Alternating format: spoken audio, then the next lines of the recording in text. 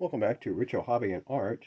I had been asked to show how I apply gouache paint into a coloring book page. So this is a scene from By the Sea. It's a young lady doing some plein air painting. And this is from By the Sea by George Toufexis, a Creative Haven book. So it's going to have Creative Haven paper style. And I'll be painting, so of course I'm going to have a piece of watercolor paper behind this to protect the pages below it. I am using, this is the gouache paint that I'm using, it's just Hobby Lobby brand gouache paint. Same stuff I use in my plein air and other painting videos that I've had. I am using, these brushes are basically just craft. I mean, they're painting, but this is just very basic brushes you can get from a big box store or online. They're just synthetic brushes, nothing fancy. I'm not going to use fancy painting brushes for this.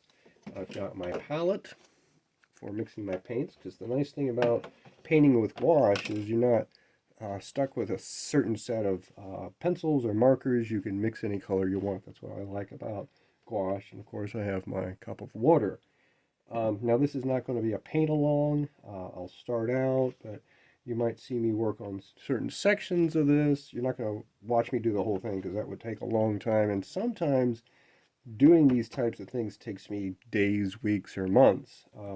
You'll certainly see the final product at the end of this video, but I certainly won't waste your time doing the whole thing, because it takes me a long time. But you'll see how I do it in my technique, and so join me. So because this is a color by number, with the Creative Haven books, there's a guide at the front that has all of the colors that you need, plus also reference photos of every picture. So that helps you as well if you're not familiar with these. Most of you probably are familiar with Creative Haven books, which is why you're watching this. So it does have a list of all the colors. Rather than going back and forth throughout the time that I'm doing this, what I do is I create a piece of paper that shows me all of the colors. Now, I'm not going to match these colors exactly. It's going to be based on what my preference is rather than the book's preference. And the colors in the book, it's sort of based on a computerized color variation rather than maybe natural colors or what I'm working with. So consider that when you're doing this sort of thing. So my setup here is really based on showing my collection, showing my pocket knives or puzzles or things like that. And I don't have one of those fancy setups like other coloring book or painting videos might have. I might be able to improve on that at some point, but right now this is what we got. So first, let's see here. First of all, we got a 1, which is a light blue, and I'm going to use some cerulean, because cerulean blue is sort of my go-to light blue. Sometimes, you can use ultramarine and some white. I probably need to put some white in this. Now, when you're working with gouache, white gouache kind of trumps everything else because it's very opaque. That's the whole difference between watercolors and gouache. The gouache is a sort of an opaque, watercolor, so that you can paint black and then put the white on top of it and kind of cover over the black. So when you're mixing the two, let's say you're mixing a blue and a white, you could get a very creamy white pretty fast without doing much. So I'm going to go ahead and get myself somewhat of a lighter color. There, that's probably about as light as I'm going to dare to do. And make sure that I've got my, now my brush is not that wet. It doesn't have to be soaking wet, just be a little wet. Start working that color in. There's a cloud or so, or a bird. It's a bird. There's a bird in there, so I'm not going to paint too close to that. I'm going to use a detail brush to get closer to that, because I don't want to damage that. And I'm not going to stay completely within the lines. Because this is gouache, I can go back later with a little water and spread that color out. just like you can with a blending pencil. For those of you who know what that is, this is a Prismacolor blending pencil. When you're working with color, you can use this to blend, but you can also use it to push color to the edges if you don't feel comfortable doing that with your pencil. I am one that doesn't feel comfortable doing that with a pencil every time, and so I'm going to use that blending pencil to my advantage. And this brush, as I work this, it's going to be getting, the space is getting skinnier and skinnier, and this brush is a little too big for that.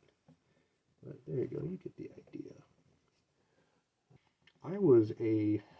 I am a furniture conservator, and part of that is being able to do, in paint areas of loss.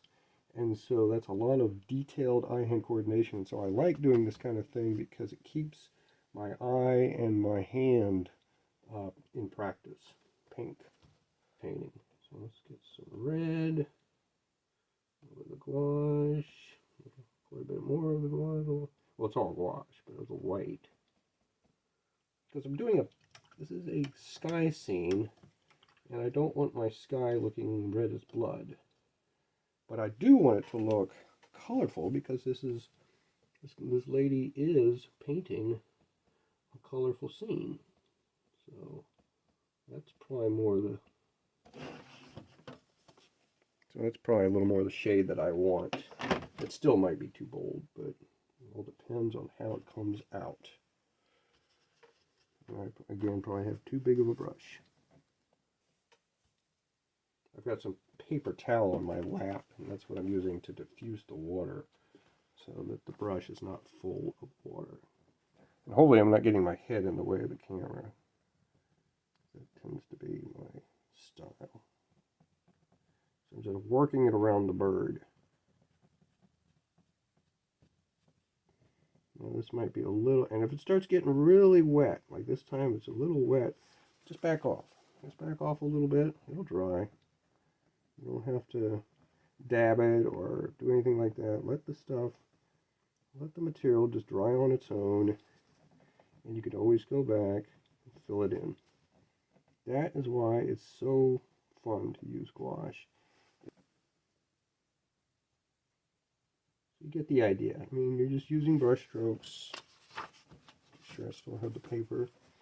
I suppose you could probably do this without watercolor paper behind it, but if the surface below this is already been colored, you're running the risk of reactivating if it's gouache, or causing it to run if it's some sort of a pencil or pen, or I don't use markers, so I'm not really familiar with markers and what that will do.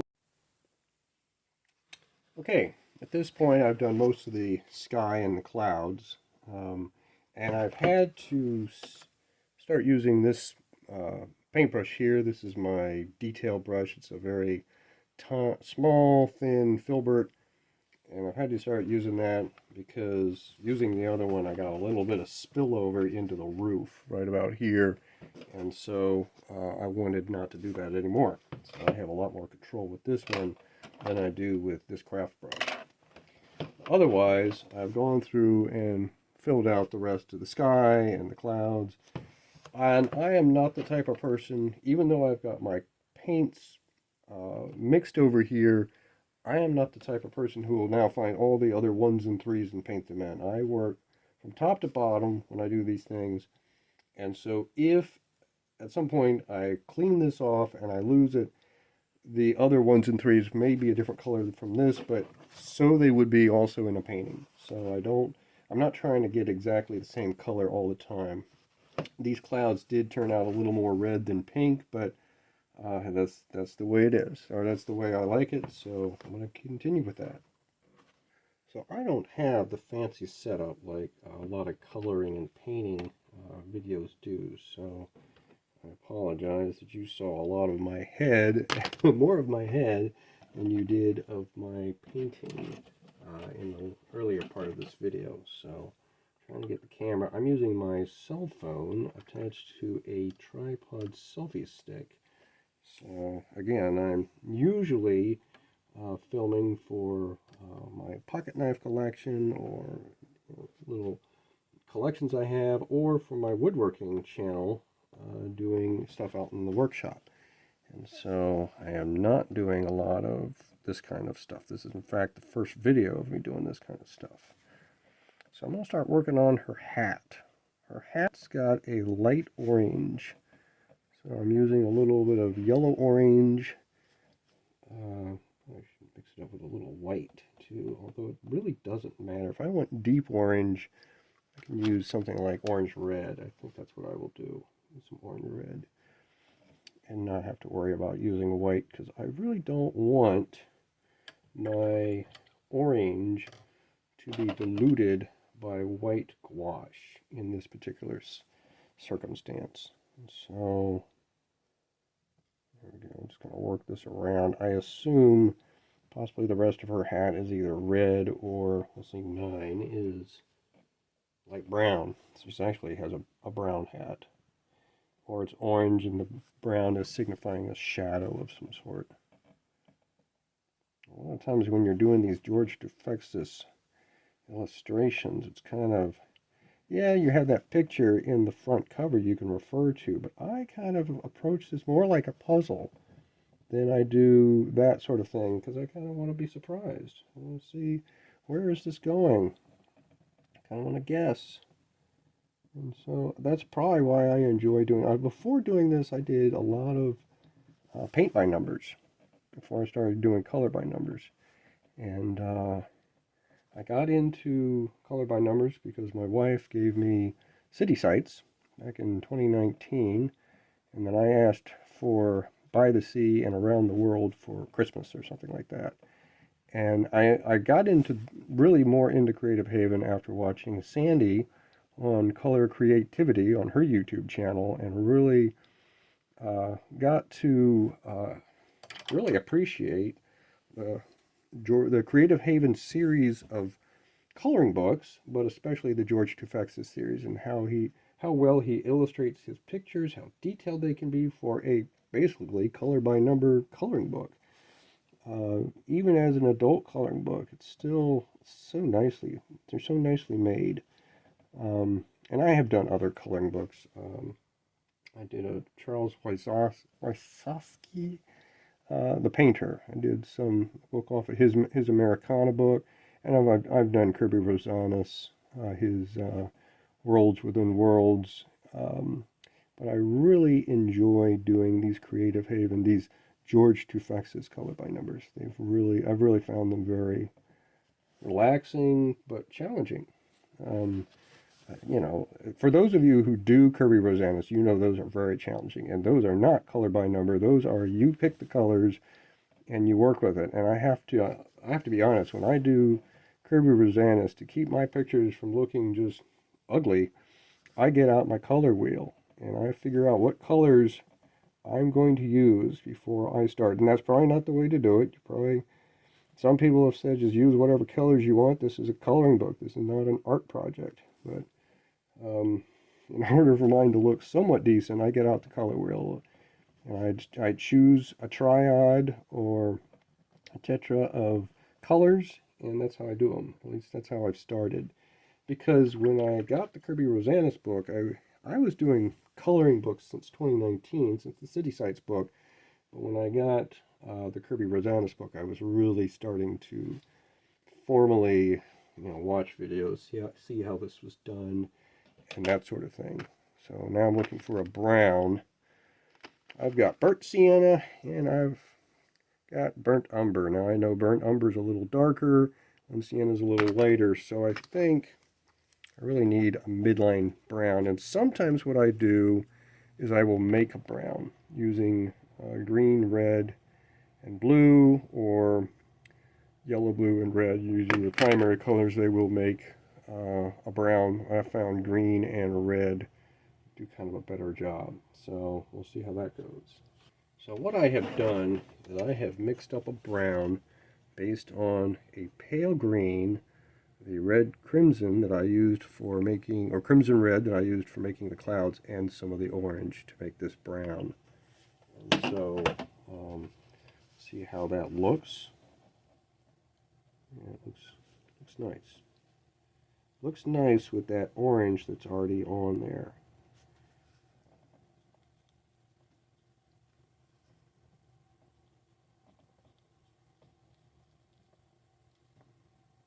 I'm just getting basic. This brush is too big for what I'm doing.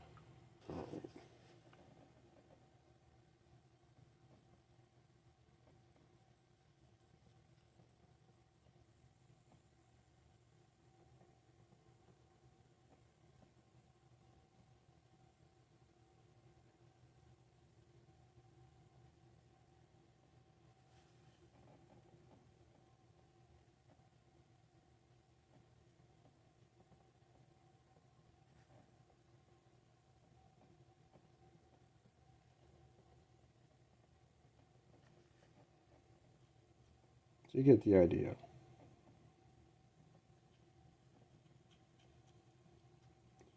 Working the picture, working the pigment around. And I can go back later with a little water, and a little of the color, and get that mixed a little better. So it looks a little more natural. I believe this, I am not a young person, so I have to look at, start through a micro, that's a 0, I guess. Sometimes a 9 and a 0 look the same, but I'm going to say it's a 0 from now until otherwise proven to be a 9. I'm going to finish off this first part with doing this building over here, this little house on the hill. I will say I have since looked at the back, the picture, and the light orange that they refer to looks more like a beige, a light beige. And so the original picture, and if any of you had done this picture, you know that this is like a light beige and a light brown.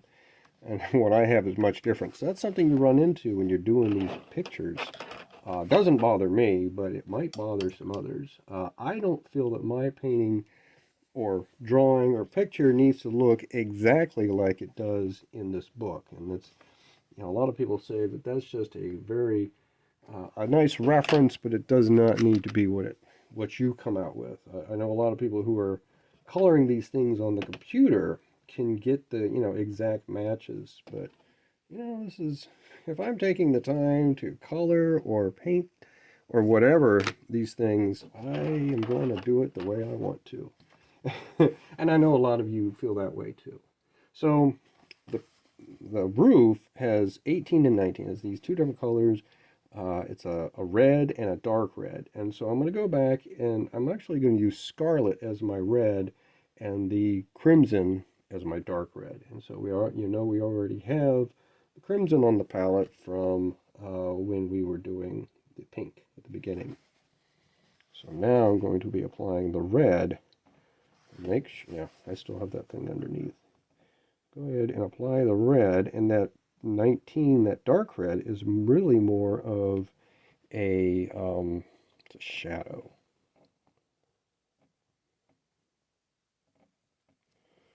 All right, a little pass over, but that doesn't matter.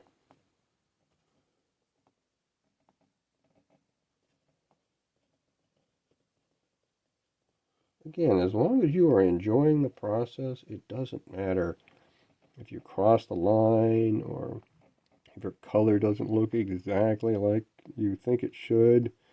You know, when you're working with gouache, there's going to be a little bit of bleed over or that sort of thing. But again, if in my mind, it helps me to have the pictures really stand out, the colors stand out, and it's going to look like a painting. And paintings are not neat and tidy all the time. It's what makes them a painting. It's just your interpretation. Let's see, I thought I saw, oh yes, there's an 18, there's a 18 on the tower. I'm hitting it from an angle and I could end up getting paint on something I don't want to get it on. And this is where having a really nice brush comes so in handy for this. Alright, and without adding too much water, because if I add water to my brush at this point, it's going to be a wet mess that I don't want. I want to wait until I'm finished using this color to add the water for washing, just washing out my brush.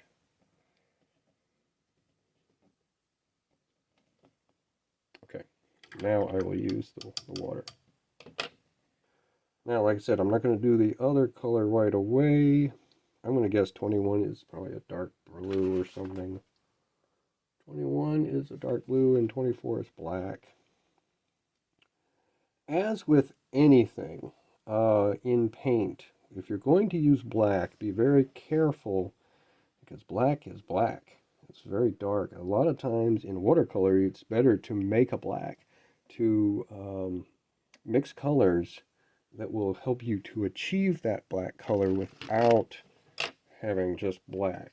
And so probably for this, because it's just windows, I will go ahead and just use a flat black, or it's just black in here. But I know when I do watercolor and I'm doing shading or that sort of thing, I fabricate my own black, which is just mixing a bunch of colors together, getting a dark tone. And you could do that with greens or blues or even reds. Just mix them all together and you can get very easily what you need.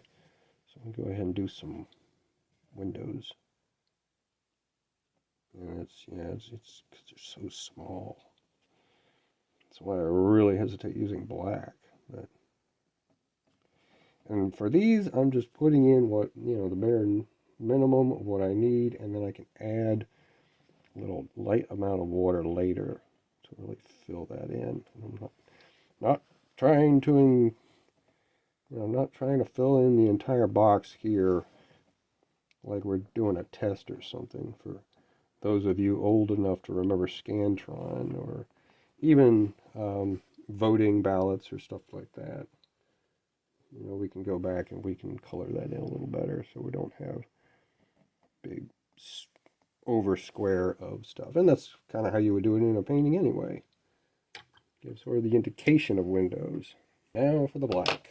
And the black is on this side of the house, which tells me that, just like her hat, that is on the shadow side. So obviously the sun's over here somewhere, which is very important when you're dealing with a painting, trying to establish where your light is so you can find your shadow, something I struggle with a lot. So, a little bit of black on there.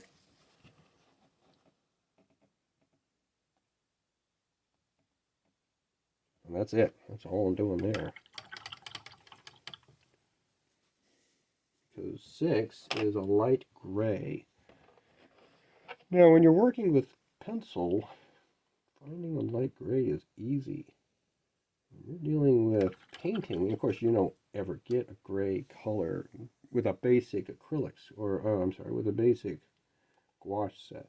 So you really just have to make it.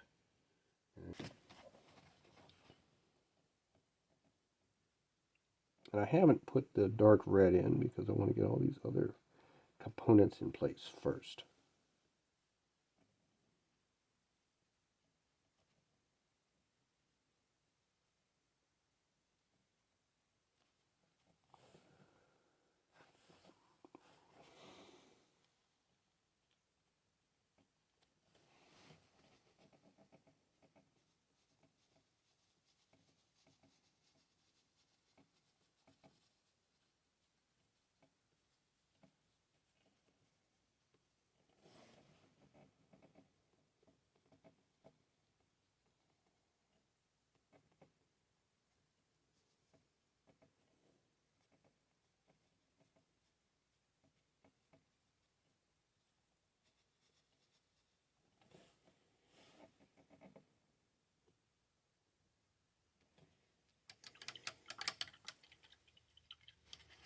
I don't know what that is.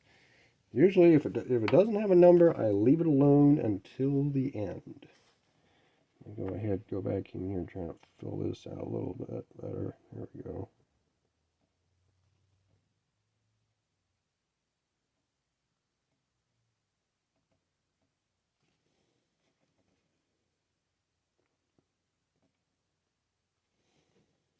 And sometimes you don't even need to do that. So now I need some water on my brush to reactivate. Oh, that's rose. I don't want rose.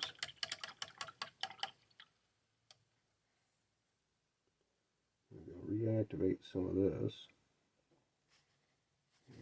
Dampen out my water. I don't need a water mess. Let's go ahead and that's got a lot of water in it, so I really need to remove that.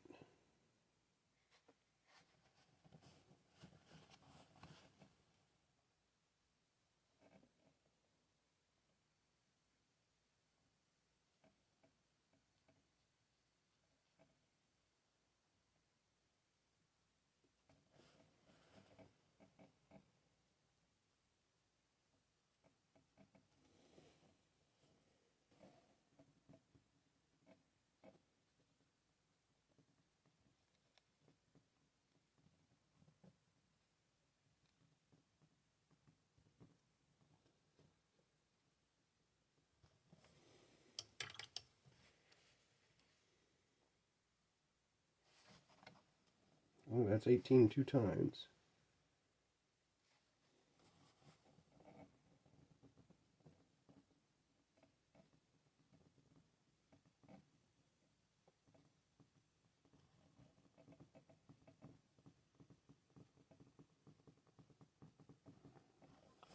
Even with pencil, that is hard for me to get that in there. So painting, a lot of times these will have such small areas of numbers. I mean, it's just little tiny spots. And I'll think, I'm not sure, even a sharpened pencil, I'm not sure I can get in there and do it justice. So gouache paint is really advantageous for me to do that, because then I can at least have a chance of filling that area in and making it look at least somewhat decent.